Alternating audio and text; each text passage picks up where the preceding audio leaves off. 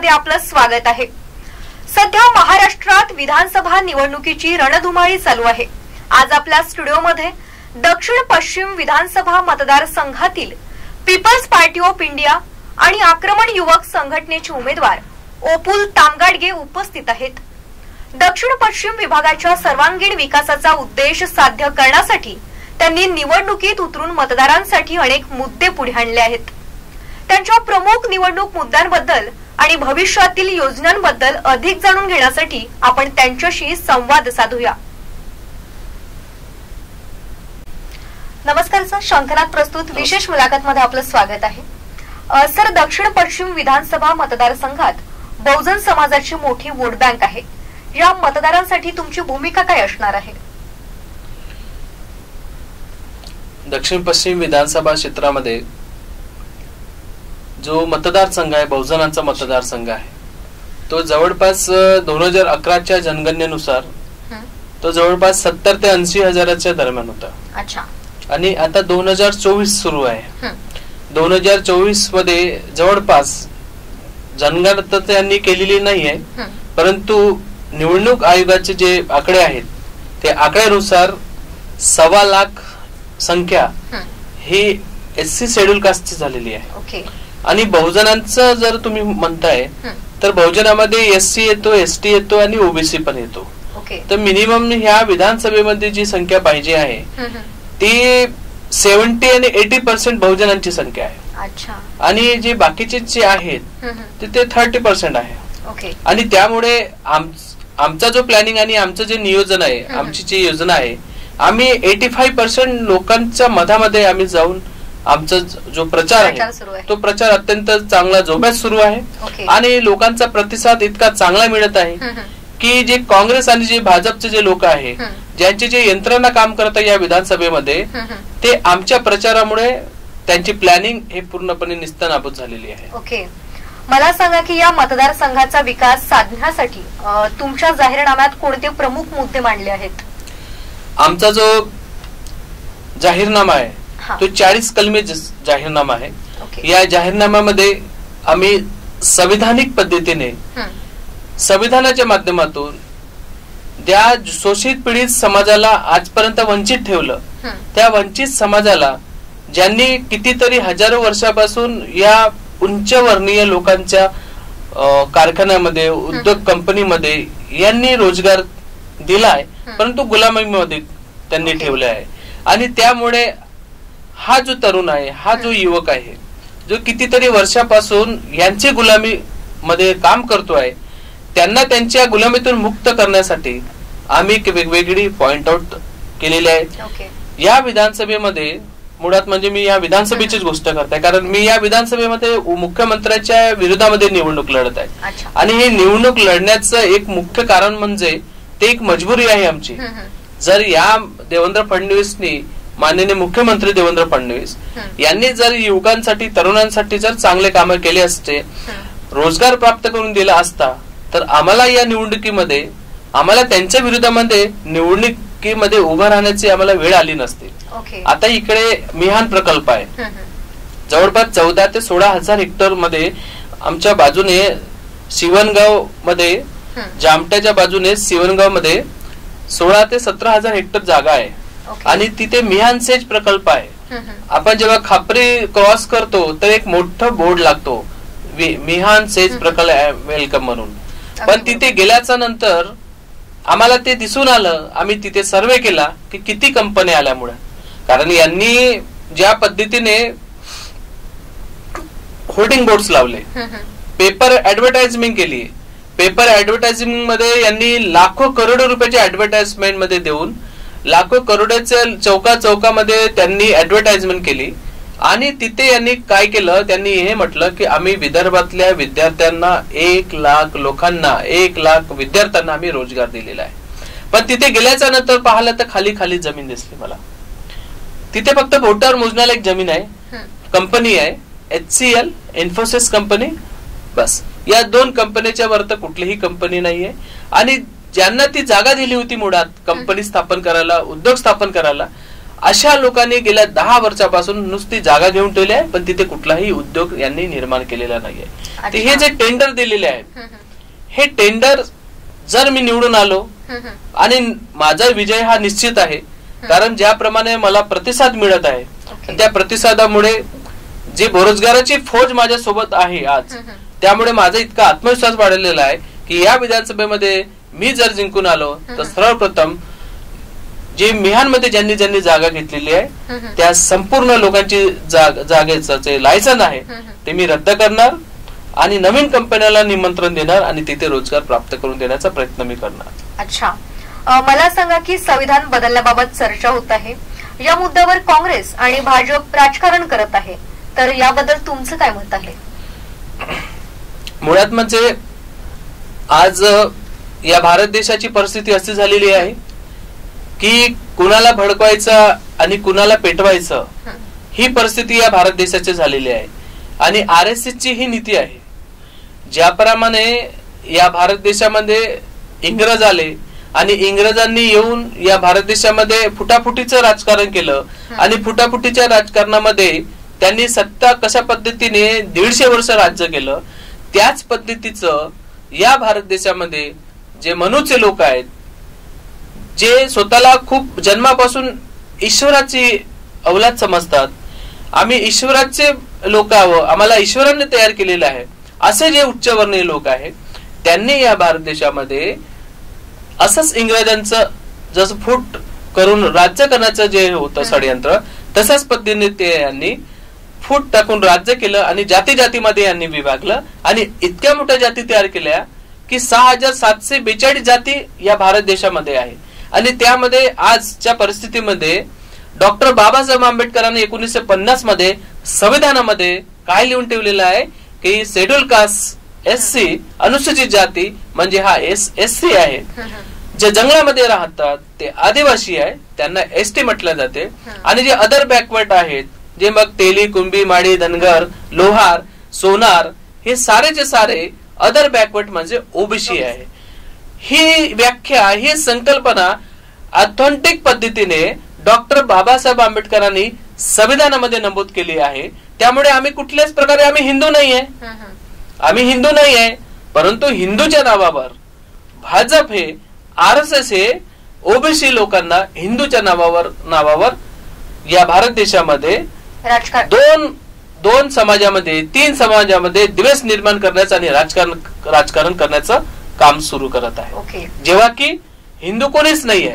आता यांना हे समजलं आहे बामसेपच्या माध्यमातून आणि इतर जे इंटेलेक्च्युअल लोक आहेत, जे वैचारिक लोक आहेत, ज्यांना बाबासाहेब आंबेडकर कळले, ज्यांना महात्मा ज्योतिबा फुले कळले, हे जे लोक आहे, हे जे अभ्यासू लोक आहे, हे समाजामध्ये जाऊन आज समाजाची खरी परिस्थिती आणि समाजाचा इतिहास सांगत आहे. त्यामुळे त्यांना कळत आहे आज OBC समाजाला की आम्ही हिंदू नाहीये, आणि म्हणून यांनी आता दुसरी चाल केली की अभी सनातन धर्म खतरे में है. आता हिंदू हा शब्द यांनी साइडलाईन केला, आता सनातन धर्म हे खतरे में है, अशा पद्धतीची यांची प्लॅनिंग आहे. आणि हे ब्राह्मण लोकांची जे प्लॅनिंग आहे हे अशाच पद्धतीचे आहे. त्यामुळे ह्या प्लॅनिंग वर आम्ही या विधानसभेमध्ये 85 लोकांना समजवण्यासाठी आम्ही थोडेफार तरी सक्सेसफुल यशस्वी होण्याच्या मार्गावर आहोत. ओके, मला सांगा की दक्षिण पश्चिम नागपूरच्या भविष्यातील विकास आणि तरुणाईच्या रोजगाराच्या संधी वाढविण्यासाठी तुम्हाला कोणत्या मुद्द्यांवर भर द्यायचा आहे? मुळात हा जो प्रश्न तुम्ही केलेला आहे, हा प्रश्न खूप वर्षापासूनचा आहे. आणि तरुणाई जी आहे ती आज रस्त्यावर हातठेला चालवताना दिसते आहे, कुणी पांठेला चालवताना दिसतंय, कुणी ई-रिक्षा चालवताना दिसत आहे.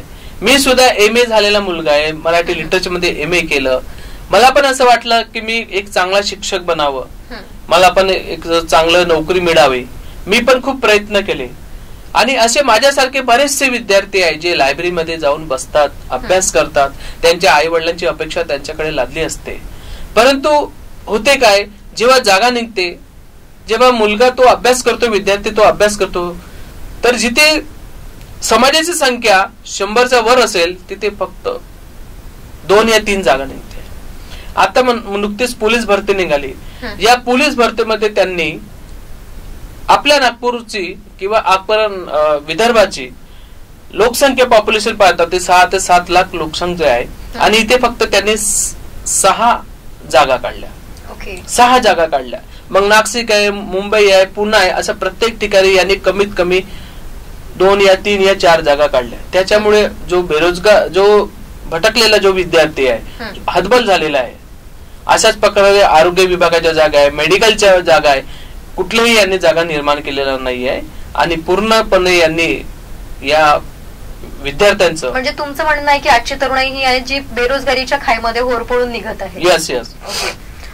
माझा पुढचा प्रश्न, भाजपने महिलांसाठी लाडकी बहीण योजना आणि इतर योजना सुरू केलेल्या आहेत, त्याबद्दल तुमचं काय मत आहे?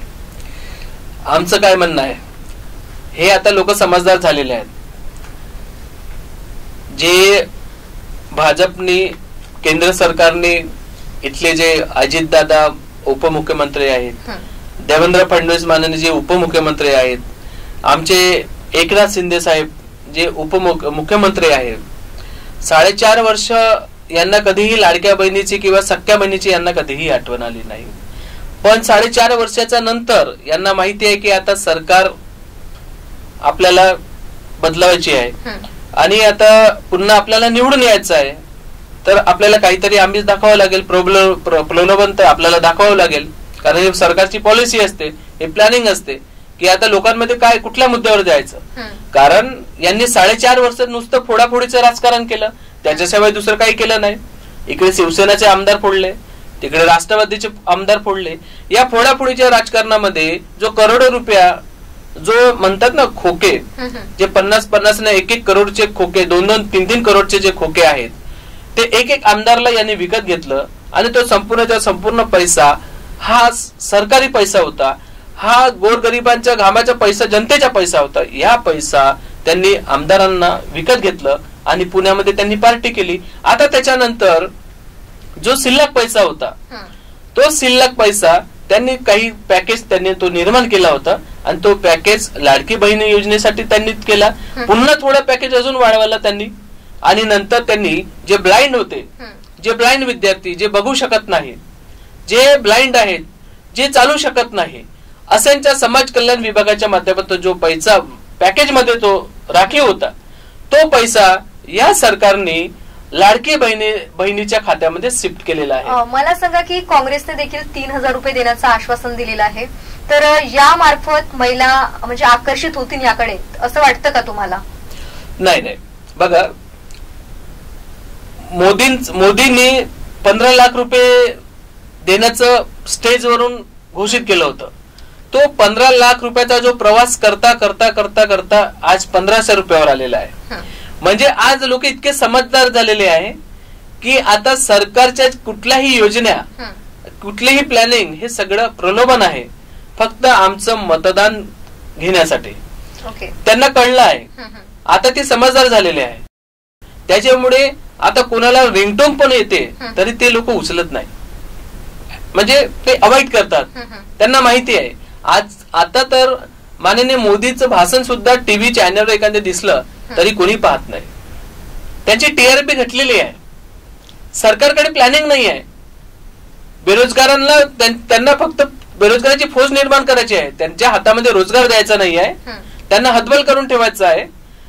त्यांना फक्त त्यांच्या खात्यात आम्ही पैसे टाकू, मग ते 1500 टाकू किंवा काँग्रेसवाले आता म्हणतात की 3000 रुपये टाकू, पण तुम्ही रोजगार मागू नका आम्हाला. तुम्ही असेच हातठेले लावा, पाणठेले चालवा, तुम्ही ऑटो रिक्षा चालवा, पण तुम्ही आम्हाला कामं मागू नका. पण ह्या पैशामुळे जे बेरोजगारी निर्माण होऊन राहिलेली आहे, जे आळसीपणा तयार होऊन राहिलेला आहे, एक प्रकारचा आळसीपणा, आळसपणा म्हणतो आपण त्याला, तो आळसपणा युवकांमध्ये तयार होऊन राहिलेला आहे.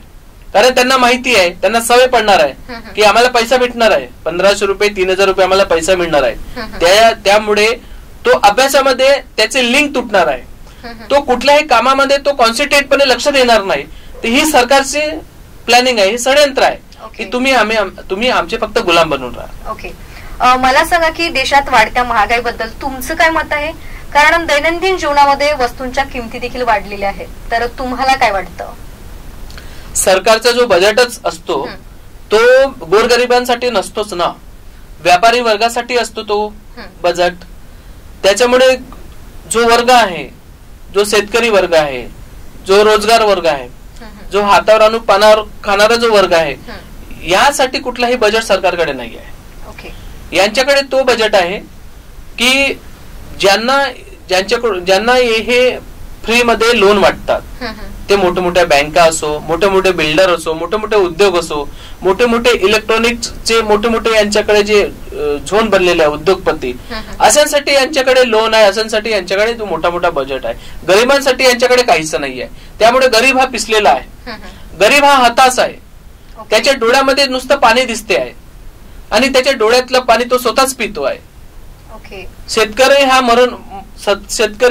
हा मरत आहे. आपल्या घरामध्ये तो सुखाचेही 2 वेळचं अन्न तो खाऊ शकत नाही, कारण घरात राहिलं तर त्याला विचार येतात, म्हणून तो शेतावर जातो. पण शेतामध्ये गेल्याच्या नंतरही त्याला नुसती मोकाट जमीन दिसते, त्याच्या जमिनीवर पीक पाणी दिसत नाही. म्हणून शेवटी तो हताश होतो आणि नाईलाजाने तो आपल्या जीवनाचं प्राणाची आहुती देतो. ह्या प्रकारची जी सरकारची जी नीती आहे ते संपूर्णपणे गोरगरिबांच्या विरोधामध्ये आहे. आणि म्हणून आम्ही या सरकारला धडा शिकवण्यासाठी आम्ही रस्त्यावर उतरलेलो आहोत. रस्त्यावरची फाईट रस्त्यावर लढण्यासाठी उतरलेलो आहोत. मला सांगा की सर्वात महत्वाचा प्रश्न की तुमचे प्रतिस्पर्धी महायुतीचे उमेदवार आणि उपमुख्यमंत्री देवेंद्र फडणवीस आहेत, तर त्यांना कसे आव्हान देणार आपण? आव्हान हे तर मी देतच आहे, परंतु त्याहीपेक्षा या दक्षिण पश्चिम विधानसभामध्ये गेल्या 30 वर्षापासून देवेंद्र फडणवीस या क्षेत्रातलं प्रतिनिधित्व करीत आहे. परंतु कधीही या विधानसभातल्या जनतेला काय हवं, काय पाहिजे, त्यांची नीड काय आहे, त्यांचं डेव्हलपमेंट काय आहे, कधीही देवेंद्र फडणवीस कधीही जनता दरबार कधीही त्यांनी बोलावलं नाही किंवा जनतेचं कधीही त्यांनी ऐकून घेतलं नाही. कुठल्याही क्षेत्रामध्ये देवेंद्र फडणवीस गेल्या 30 वर्षाची गोष्ट म्हणत आहे, कारण कुठलाही विकासासाठी डेव्हलपमेंटसाठी 5 वर्ष जनता देते, परंतु जनतेच्या आशीर्वादाने ते 30 वर्षापासून हे निवडणुकीला उभे राहतात आणि 30 वर्षापासून जनतेने त्यांना निवडून सुद्धा पाठवलेलं आहे.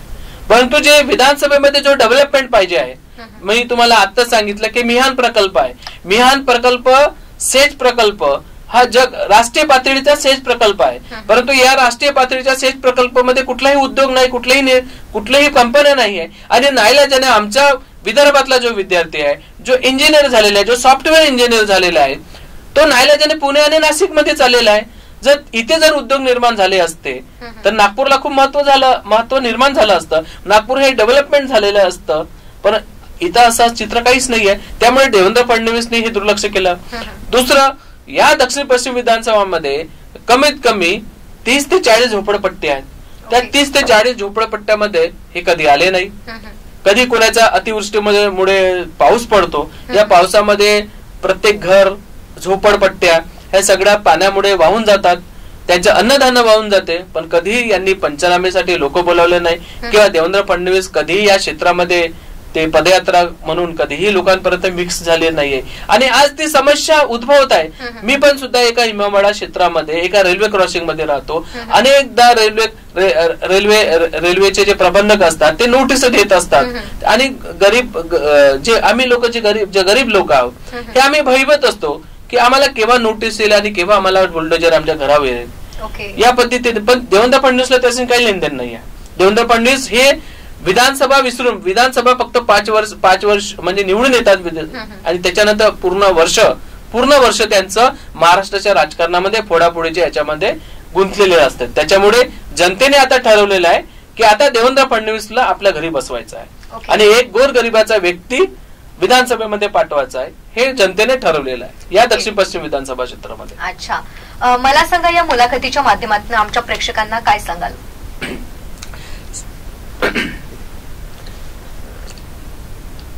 बघा, संपूर्ण भारत देशामध्ये आणि संपूर्ण महाराष्ट्रामध्ये जी सरकारची नीती आहे, ती सरकारची नीती आमच्या गोरगरिबांच्या बाजूने नाही आहे.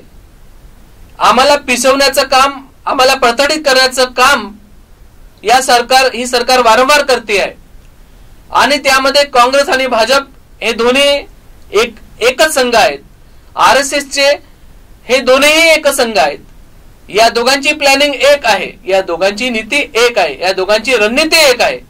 त्यामुळे मी जनतेला एकच अपील करतो माझ्या माध्यमातून की या दोन्ही पक्षापासून आपण वेगळं राहावे आणि एक तिसरा पर्याय निवडावे, जेणेकरून या भारत देशाचा जो विकास थांबलेला आहे, या भारत देशाचा जो विकास जो ज्या गतीने व्हायला पाहिजे होता, ज्याप्रमाणे पाश्चिमात्य देशामध्ये जो देश आहे जो आज आपली प्रगती करतो आहे आणि एकीकडे आमचा हा भारत देश वेगवेगळ्या जाती धर्माच्या देवी देवतांमध्ये गुंतलेला आहे, अंधश्रद्धेमध्ये गुंतलेला आहे, तिथून जर त्यांना बाहेर काढायचं असेल तर सर्वप्रथम या काँग्रेस आणि बीजेपीला मुक्त करावं लागेल या भारत देशातून. आणि खऱ्या अर्थाने तिसरा जो पर्याय आहे, जो तरुणांचा जो पर्याय आहे, त्यांना तुम्हाला सामोर करावं लागेल. आणि म्हणून Peoples Party of India Democratic आणि आक्रमण योग संघटनेच्या माध्यमातून एक व्यक्ती, एक गरीबाचा विद्यार्थी या विधानसभेमध्ये, दक्षिण पश्चिम विधानसभा क्षेत्रामध्ये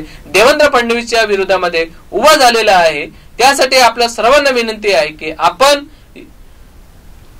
जे मी सांगितलं आहे ते आपण मनातून आपण त्याचा विचार करावा आणि या विधानसभेमध्ये मला माझे जे चुनाव चिन्ह सिट्टी आहे त्या सिट्टीला बटन दाबून संविधान विरोधकांची या देशातून कायमची करायची आहे सुट्टी आणि म्हणून आपल्या जोरात वाजवायची आहे सिट्टी. आपण शंकरात प्रस्तुत विशेष मुलाखत मध्ये आलात त्याबद्दल आपलं खूप खूप आभार. धन्यवाद. क्या हुआ बहू? माँ, पाइल्स की बहुत तकलीफ हो रही है. तो तुम गुदरोग सर्जन के पास क्यों नहीं गई? देखो, जैसे हार्ट के लिए हार्ट स्पेशलिस्ट, ब्रेन के लिए ब्रेन स्पेशलिस्ट, तो पाइल्स के लिए पाइल्स स्पेशलिस्ट क्यों नहीं? स्त्री हो या पुरुष, टॉयलेट में तकलीफ केवल पाइल्स ही नहीं और भी कई प्रकार के गुदरोग तथा कैंसर भी हो सकता है. इसीलिए इसकी प्रत्यक्ष जांच जरूरी है.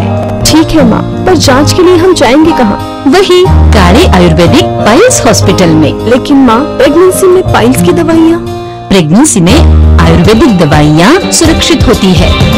जनहित में जारी काड़े आयुर्वेदिक पाइल्स हॉस्पिटल, औषधि चिकित्सा तथा सर्जरी ट्रीटमेंट उपलब्ध. हमारा पता उमराइड रोड, दिघौरी बस स्टॉप के पास, नागपुर. अधिक जानकारी के लिए वेबसाइट पर जाएं kadepailshhospital.com.